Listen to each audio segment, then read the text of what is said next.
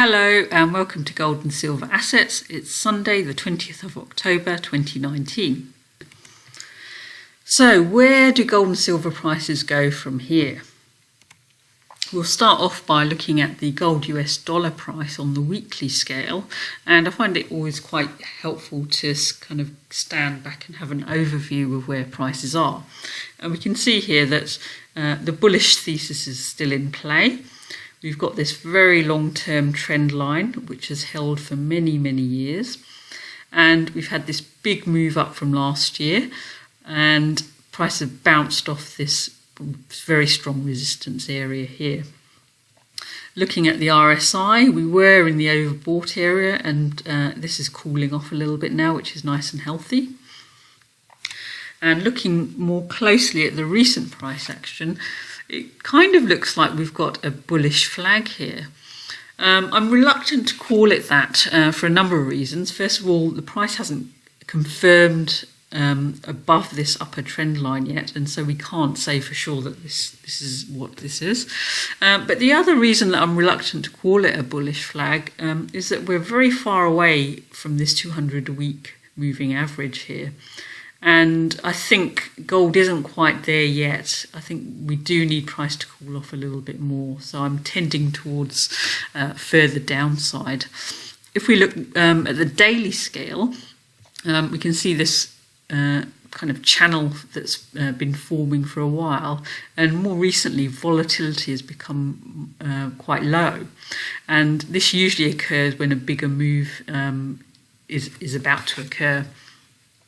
So what are the price levels that we're looking at here? So in order to confirm that this is indeed a possible bullish flag, the first step would be for price to go over 1508 level over here.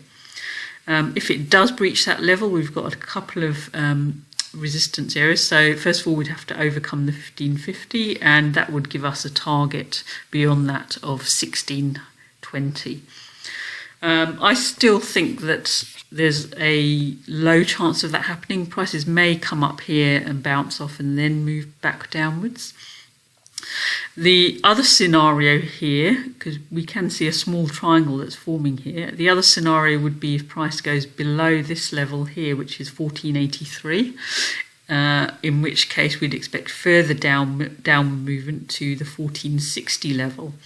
If prices go below the 1460 level, then we'd actually be thinking more that this was a head and shoulders pattern with a pullback and then further downside. And in that case, we'll be looking at a $1,400 target there. The reason that I'm short-term bearish here is, first of all, October does tend to be seasonally weak for gold prices. We do have a couple of fundamental things that will likely have a significant effect on gold prices, and so one of them, of course, is Brexit. If we have a no deal, then I think it's going to be risk off, and so people are going to go into gold as a safe haven. But if there is a deal, that's probably likely to push gold prices downwards. We've also got the FOMC meeting coming up on the 29th and 30th of October, which would also have a bearing on gold prices. So a few things to watch there, but I'm tending towards the downsides. But we've basically got to look at those price targets that I've mentioned. Silver as well, this could be seen as either a bull flag or a descending wedge. Now, prices moved sideways here for the past couple of weeks, and we're right up against this trend line. So silver has been behaving actually relatively strongly recently. If we get a daily close above the 1760 level, then I'd expect further upside, aiming back up towards the 1950. Whereas if we go below this 1724 level, then I'd expect further downside. And I'd be looking for a reasonable amount of support here at this 1650 level, partly because I think this 200-day moving average is going to come up there to support it. But we've also got this trend line from the previous two lows.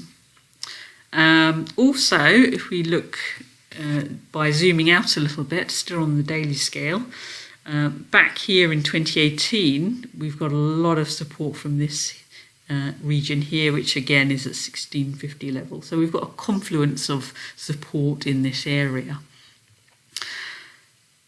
So where to from here for both of these prices? It basically depends what happens early on this week and whether those upper trend lines are breached or not. Thanks for listening and see you next week.